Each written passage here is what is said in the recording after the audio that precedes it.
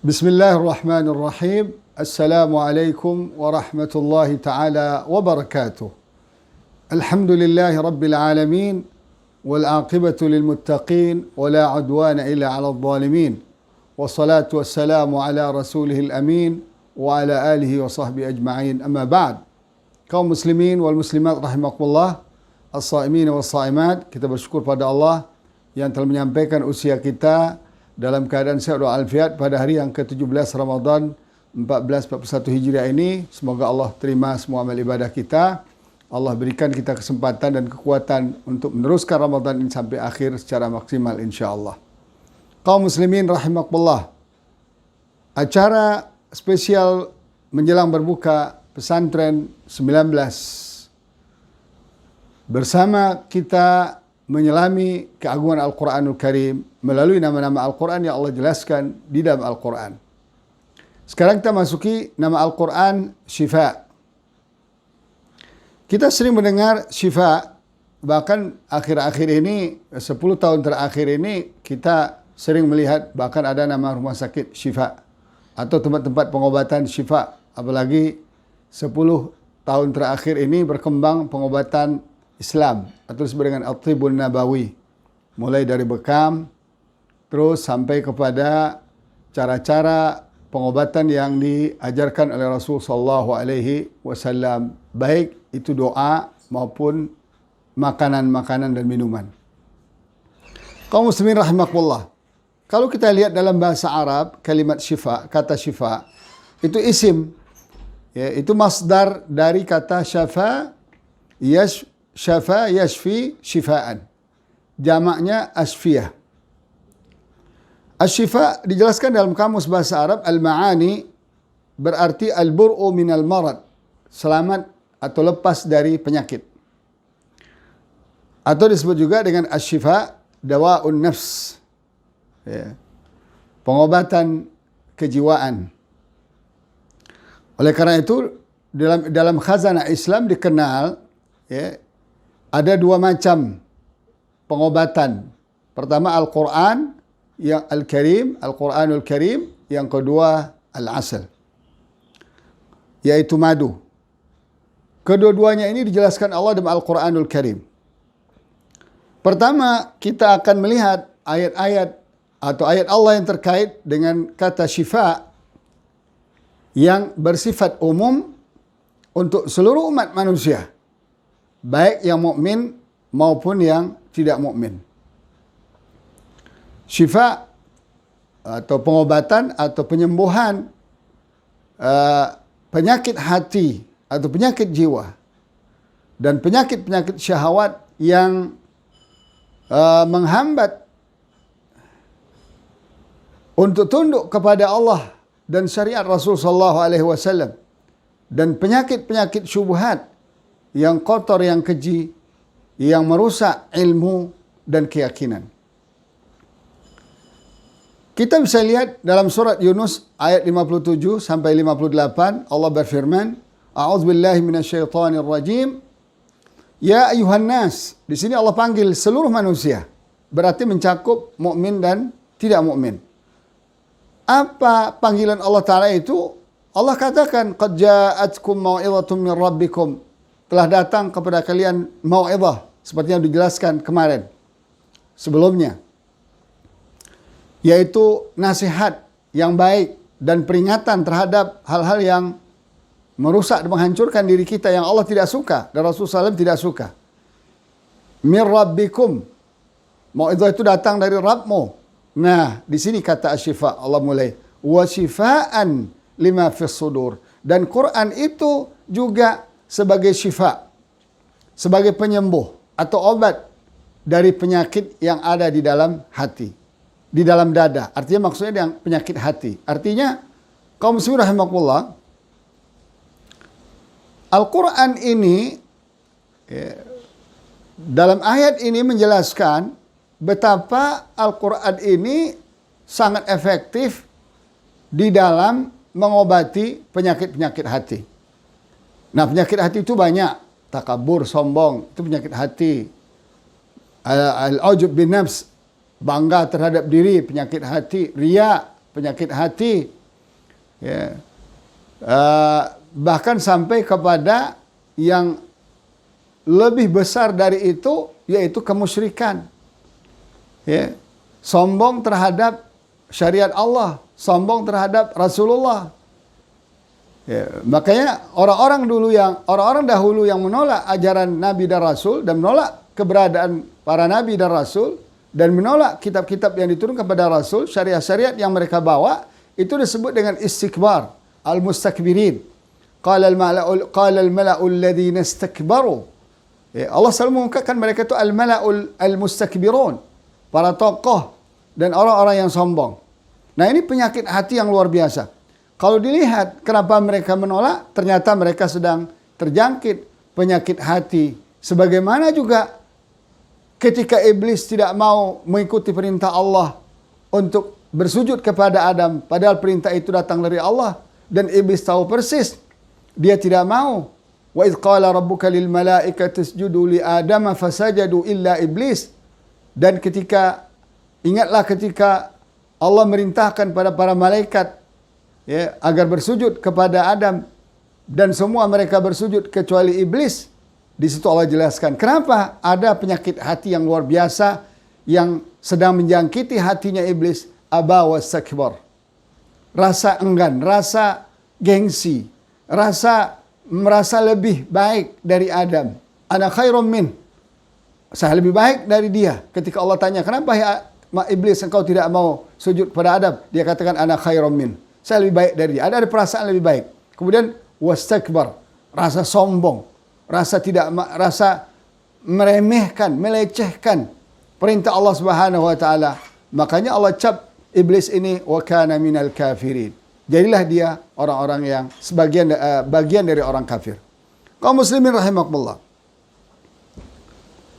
Syifa juga kita dapatkan dalam ayat lain, tapi konteksnya kepada orang mukmin saja. Sebagaimana Allah firmankan dalam surat Al-Isra ayat 82, "Wa nunazzilu minal Qur'ani ma huwa shifaa'un wa rahmatun lil mu'minin wa la yazidudz zalimina illa khasara."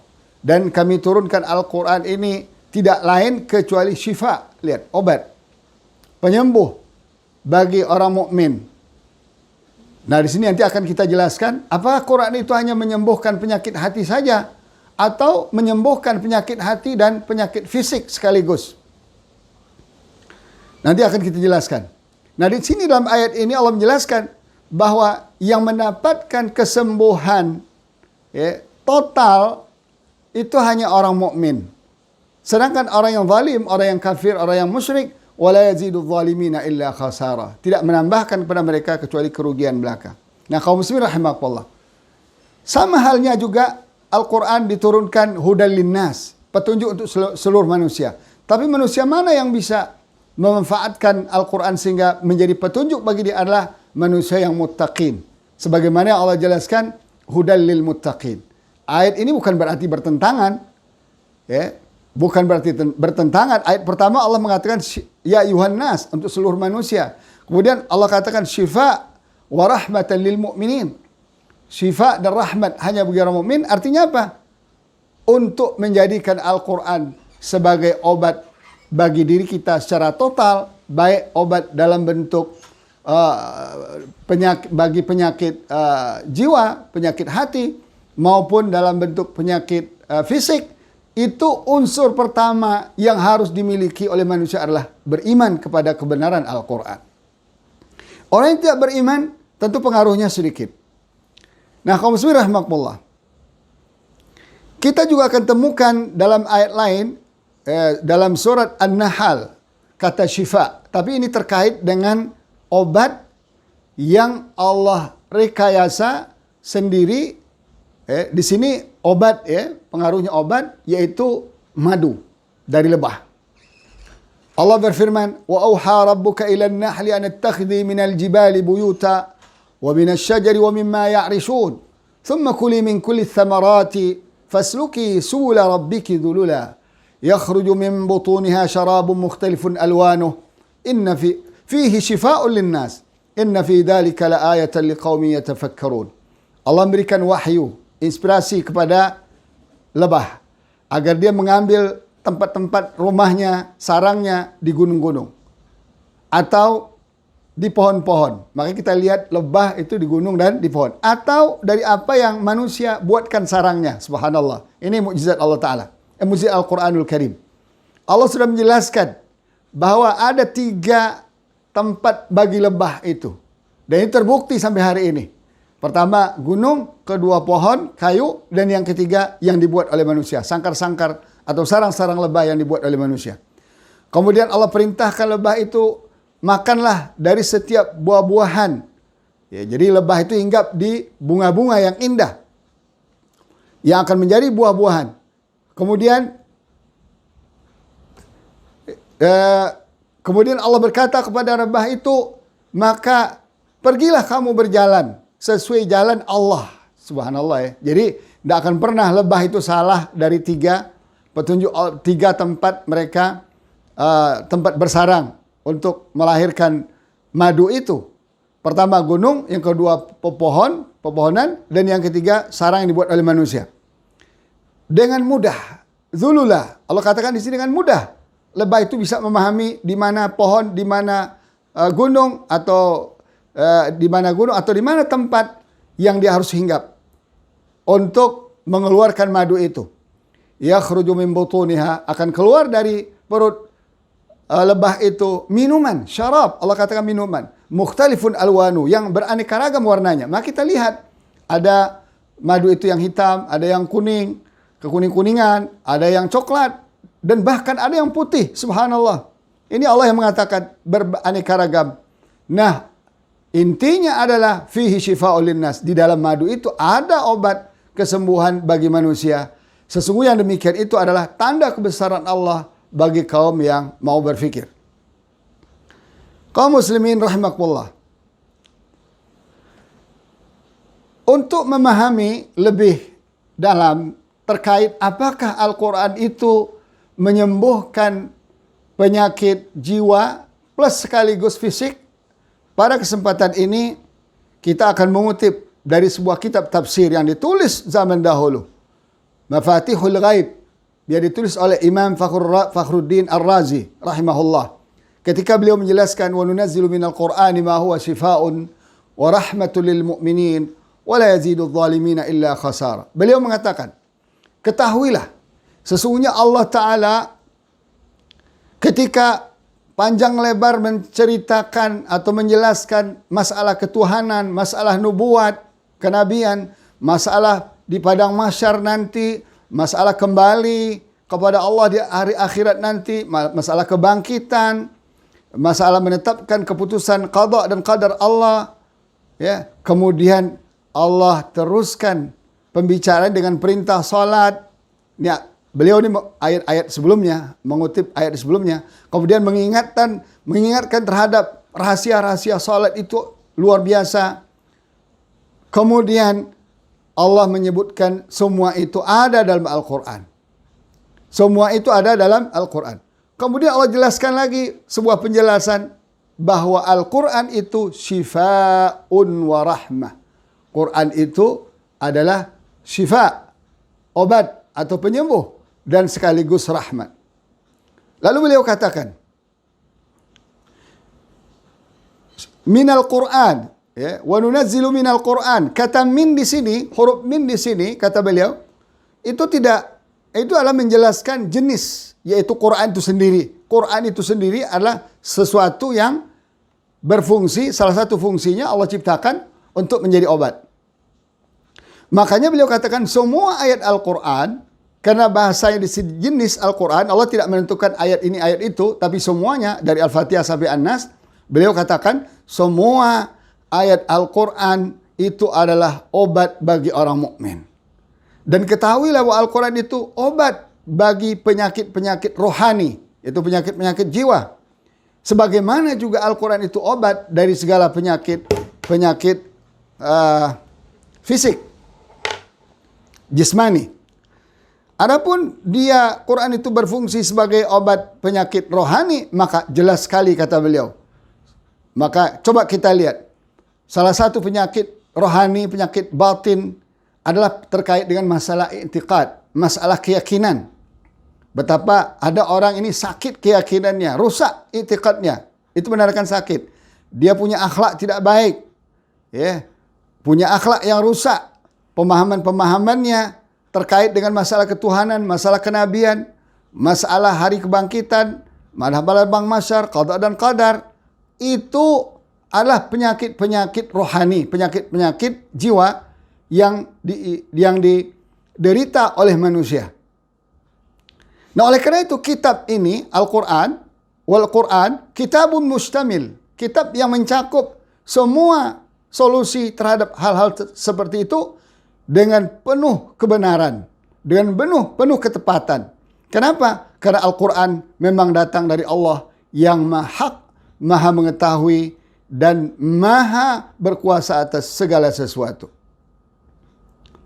Oleh karena itu, kaum muslimin rahimakumullah, bahwa Al-Quran ini dengan rinci menjelaskan betapa rusaknya seseorang apabila akhlaknya rusak. Dari mana sumber akhlaknya rusak? Bermula dari akidah dan keyakinannya rusak.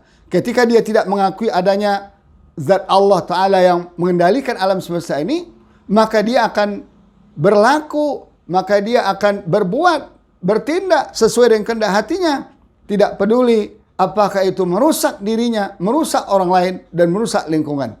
Ini yang Allah katakan, wa idza qila lahum la tufsidu fil ard qalu innama nahnu muslihun ala innahum humul mufsiduna walakin la yash'urun. Apabila dikatakan pada mereka, janganlah merusak di muka bumi ini. Oh, mereka mengatakan kami adalah bukan orang-orang reformis. Kami ini melakukan kebaikan. Tapi Allah katakan, ingatlah mereka inilah orang-orang yang perusak di atas muka bumi ini. Kenatipun mereka tidak sadar. Adapun terkait dengan penyakit fisik, ya, sudah jelas, ya, itu disebut dengan at-tabarruk bi qiraatihi, yaitu kita mencari berkah dengan membaca Al-Quran, mendengarkan Al-Quran, karena itu bisa menghilangkan penyakit. Ya. Dan bahwa ada cerita-cerita, ya, yang kadang-kadang memang dihayal-hayal, dibuat-buat oleh manusia. Betapa mentra-mentra contohnya. Mentra-mentra dari dukun-dukun, dari tukang ramal. Itu kadang-kadang ada efeknya. Percaya atau tidak percaya ada efeknya. Walaupun yang menentukan semuanya ada Allah Ta'ala.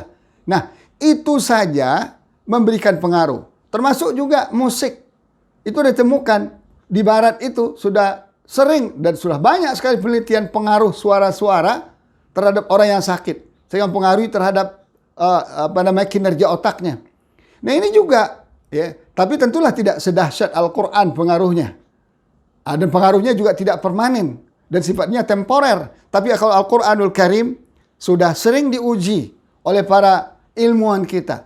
Bagaimana pengaruh Al-Quran itu terhadap kesehatan, baik dibacakan maupun didengarkan secara terus-menerus. Karena dia akan berinteraksi dengan otak manusia. Dan kita yakin, kaum muslimin rahimakumullah, bahwa otak ini kan hardware yang Allah ciptakan.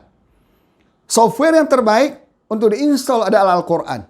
Makanya orang-orang yang hafal Quran, faham Al-Quran, dan orang-orang yang cinta Al-Quran, mengamalkan Al-Quran, berjuang berdasarkan Al-Quran, mereka punya kelebihan-kelebihan. Punya kelebihan-kelebihan yang tidak dimiliki oleh orang lain. Dalam hal semangat kerja, dalam hal optimisme, dalam hal keikhlasan, kejujuran, dan sebagainya. Kita bisa lihat lembaran sejarah sejak dari sahabat sampai hari ini. Ternyata manusia-manusia unggul di dalam Islam itu adalah orang-orang yang hebat interaksinya dengan Al-Quran. Baik dibaca, didengar, difahami, diamalkan, dan diajarkan. Kaum muslimin rahimakumullah. Kemudian Ibnu Qayyim Al-Jauzi rahimahullah dalam kitabnya At-Tibbun Nabawi juga menjelaskan halaman 259. Apa kata beliau? Fatihatul Kitab. Yaitu Al-Fatihah, Ummul Quran. Disebut juga Ummul Quran. Disebut As-Sab'ul Mathani. Yang diulang-ulang bacaannya. Asy-Syifa'ut Tam. Dia bisa mengobati secara menyeluruh. Ya, secara total. Al-Fatihah itu bisa mengobati secara total. Dan dia ad-dawa'un nafi', obat yang bermanfaat. Ar-ruqyatut tammah, bentuk ruqyah yang paling sempurna. Wa miftahul ghina wal falah, bahkan kunci dari kecukupan hidup dan kesuksesan hidup. Wa hafadhatul quwwah, menjaga kekuatan fisik, mental dan akal. Wa dafi'atul hammi wal gham wal khauf wal huzun, dan juga bisa menolak menghilangkan kesedihan, kegundahan, ketakutan, dan sebagainya. Tapi bagi siapa, kata beliau, liman arafa miqdaraha, bagi orang yang mengenal kadar dan kemuliaannya Al-Fatihah itu. Wa ataha haqqaha, dia berikan hak-haknya, artinya dia baca dengan benar, dengan keyakinan yang benar, dan dia fahami dengan benar. Wa ahsana tanzilaha ala da'i, dan dia baik dalam memperlakukannya dalam penyakitnya. Artinya sebagaimana diajarkan Rasulullah SAW. Wa arafa wajhal istishfa' wat tadawi biha, dan tahu dia bagaimana cara untuk istisfa dan berobat dengan dia. Wasirul ladzi li ajli kanat kadzalik, dan rahasia apa Allah jadikan Al-Fatihah itu, dan untuk itu kemudian beliau mengatakan, dan ini ada kasus terjadi di sebagian sahabat, di zaman sahabat, bagaimana ketika ada orang yang disengat oleh kalajengking ketika itu, lalu mereka membacakan Al-Fatihah dan saat itu juga sembuh. Dan ketika dilaporkan pada Rasul sallallahu alaihi wasallam, Rasul mengatakan, "Wa ma adraka anha ruqyah." Tahu enggak kalian, Al-Fatihah itu adalah ruqyah. Artinya satu cara berobat dalam Islam. Nah, oleh karena itu kaum muslimin rahimakumullah, dapat kita simpulkan bahwa Allah adalah Asy-Syafi. Dia adalah penyembuh dari segala sesuatu. Tapi Allah juga menciptakan obatnya. Ya, Allah juga menciptakan obat untuk kesembuhan itu. Di antaranya ada Al-Quran dan madu. Nah, oleh karena itu Al-Quran itu akan bisa menyembuhkan siapa saja dari umat manusia ini kalau dia mempelajari dan kalau dia menerapkan ilmu-ilmu Al-Quran. Dia akan dapat kesembuhan, atau kalau didengarkan kepada dia Al-Quran, dia akan bisa sembuh. Tetapi dia tidak akan dapat rahmat Al-Quran. Karena yang dapatkan kesembuhan dan rahmat Al-Quran itu hanyalah orang-orang beriman. Sebagaimana tadi ayat yang sudah kita bacakan. وَنُنَزِّلُ مِنَ الْقُرْآنِ مَا هُوَ شِفَاءٌ وَرَحْمَةٌ لِلْمُؤْمِنِينَ وَلَا يَزِيدُ الظَّالِمِينَ إِلَّا خَسَارًا. Nah, kaum muslimin rahimahullah, sekarang ini sudah tidak sedikit fakta-fakta orang-orang yang sembuh karena Al-Quran. Maka ketika ada himbauan untuk mengobati penyakit corona dengan Al-Quran, itu harus kita terima. Karena ini dari Allah Subhanahu wa taala, dan ada contoh dari Rasulullah dan para sahabat, dan terbukti secara ilmiah sekarang.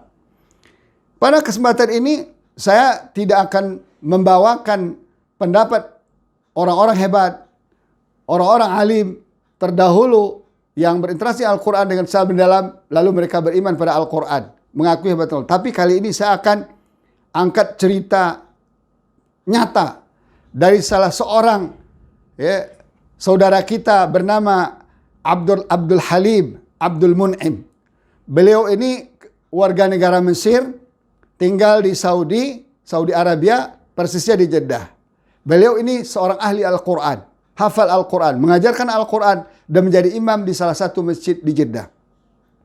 Cerita ini saya ambil, dan pemirsa jamaah sekalian bisa lihat di YouTube, di YouTube di televisi Al-Majd, stasiun televisi Al-Majd. Ini stasiun televisi Islam yang termasuk yang awal-awal muncul di Saudi Arabia. Pusatnya di Riyadh. Nah, ini di acara ini direkam atau diturunkan ke YouTube itu pada 16 Juni 2016 atau sekitar 4 tahun yang lalu. Ceritanya sendiri terjadi, kata beliau, itu tahun 1418 Hijriah atau sekitar 23 tahun yang lalu. Gimana ceritanya?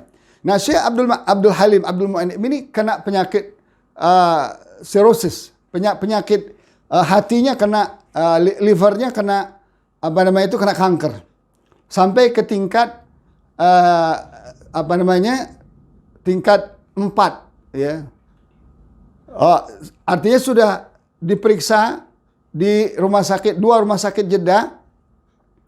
Sudah diperiksa 2 di rumah sakit Jeddah, lab itu semua hasilnya dan semua ahli di sana itu sepakat bahwa Syekh Abdul Halim Abdul Mu'annim ini umurnya paling tinggal sebulan lagi. Jadi tidak ada lagi cara pengobatan karena hampir 90% lebih hatinya sudah hancur, sudah kena kanker. Lalu karena beliau orang ahli Quran dan yakin pada takdir Allah dan menerima takdir Allah, beliau hadapi dengan sabar. Dan beliau didampingi oleh salah seorang muridnya, dokter. Selalu datang ke rumahnya untuk melihat dan mengontrolnya. Nah, beliau berkata, karena ini sudah tinggal, dokter mengatakan tinggal sebulan lagi, dan dia udah bersiap-siap mati. Dia bilang, saya siap-siap mati. Bagaimana caranya? Beliau di rumahnya, di Jeddah, itu dia sekitar bulan puasa itu kejadiannya. Beliau di rumahnya mengambil satu tempat kamar sendiri. Kerjanya apa di situ? Baca Quran. Baca Quran, berdoa. Baca Quran, berdoa. Kemudian karena beliau tidak bisa makan banyak, karena setiap makan keluar, beliau yang makan hanya kurma dan minum hanya air zam-zam. Tapi beliau yakin.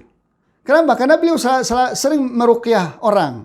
Sering mengobati orang dengan Al-Quran. Dan orangnya sembuh. Ya. Lalu beliau berkata, dan saya berdoa kepada Allah, ya Allah, orang saya bacakan Al-Quran itu sembuh. Banyak orang yang sembuh. Ya, masa saya sebagai hambamu yang dhaif ini, setiap saat baca Quran, ya, masa tidak sembuh? Dan saya yakin kau akan sembuhkan juga saya sebagai mereka. Lalu dia terus baca. Nah, setelah 2 pekan, 3 pekan setelah itu, muridnya mengatakan, sebagai ikhtiar terakhir, di Mesir itu ada operasi cangkok hati. Barangkali sebagai ikhtiar terakhir kita bisa cangkok di sana dan semoga insya Allah sembuh kalau takdirkan. Kalau tidak ya tawakal Allah. Lalu mereka pulang pergi ke Mesir. Nah, dijemput oleh ambulan karena ceritanya beliau ini kena sirosis sudah stadium 4. Ya, makanya biasanya orang terbaring. Lalu beliau katakan, kata yang jemput, lah, ini kok orang berjalan cepat banget. Nggak kayak orang sakit. Tapi karena perintahnya dijemput, dia dijemput dan dibawa ke rumah sakit itu. Dan pertama kali dicek dulu di lab. Setelah dicek di lab, mereka kaget. Loh, kok kalian bawa orang yang nggak sakit ke sini? Di sini nih orang-orang yang sakit, yang kita tercangkok hatinya, ya, untuk melakukan pengobatan terakhir. Lalu mereka berkata, ini hasil yang dari Jeddah. Oh, benar. Stadium 4. Itu sekitar 3 pekan yang lalu. Lalu mereka coba sekali lagi. Jangan-jangan kita salah pakai alat, salah analisis. Dicoba lagi. Sama hasilnya. Ternyata hati beliau sudah sehat. Dan tidak ada sakit sedikit pun. Lalu sebagai second opinion, mereka bawa lagi ke lab di rumah sakit lain di Kairo, di Mesir itu. Dan hasilnya juga ternyata sama. Bahwa hati beliau telah sembuh. Lalu beliau balik ke Jeddah. Datang lagi ke rumah sakit. Dan itu tentu sudah lebih sebulan ya. Karena proses lebih dari seminggu. Sudah lebih sebulan. Datang lagi ke rumah sakit yang memvonis beliau. Dokter-dokter yang memvonis beliau akan meninggal. Sebulan lagi. Mereka kaget. Kok ente bisa balik lagi? Kok Anda bisa balik lagi? Anda berobat di mana? Kata beliau, tolong cek dulu deh. Di lab deh. Kemarin hasilnya kan saya sudah stadium 4. Saya belum berobat kemana-mana. Mereka cek. Ternyata hati beliau sudah sembuh. Subhanallah. Apa yang terjadi? Mereka temukan hati beliau itu sudah diganti oleh Allah Ta'ala. Dengan hati seakan-akan hati anak-anak. Bukan hati orang dewasa. Hati anak-anak. Tentu kerjanya juga lebih dahsyat. Dan itu menjadi sebuah kemujizatan. Dari mana? Ternyata Allah sendiri yang mengoperasi. Subhanallah. Allahu Akbar. Allah sendiri yang operasi beliau. Dengan bagaimana caranya? Dengan beliau yakin Al-Quran sebagai obat, ditambah dengan doa dan tawakal kepada Allah Subhanahu Wa Taala. Nah, oleh karena itu kaum muslimin rahimakumullah, jangan khawatir, jangan ragu. Quran ini obat, bisa mengobati hati kita yang ragu-ragu, hati kita yang pesimis, hati kita yang hasad, dengki, hati kita yang takabur, hati kita yang riya, hati kita yang sombong. Begitu juga sebagaimana penyakit dalam fisik yang ada dalam diri kita, dengan catatan kita benar-benar beriman bahwa Al-Quran itu dari Allah, syifa. Allah mengatakan fa idza maridtu fa huwa yashfin. Apabila aku sakit atau kalian sakit, saya yang menyembuhkan, kata Allah. Dan Allah sendiri yang mengatakan Quran dan madu itu adalah obat yang bisa menyembuhkan penyakit kita. Tapi madu hanya penyakit fisik, tapi Quran penyakit fisik dan fisikis. Kita berdoa kepada Allah, semoga Allah jadikan Al-Quran ini benar-benar syifaan wa rahmatan lil mu'minin, dan khususnya kepada kita dan keluarga kita. Demikian, semoga bermanfaat. Subhanakallah bihamdik, asyhadu an la ilaha illa ant, astaghfiruka wa atubu ilaik. Wassalamu alaikum warahmatullahi taala wabarakatuh.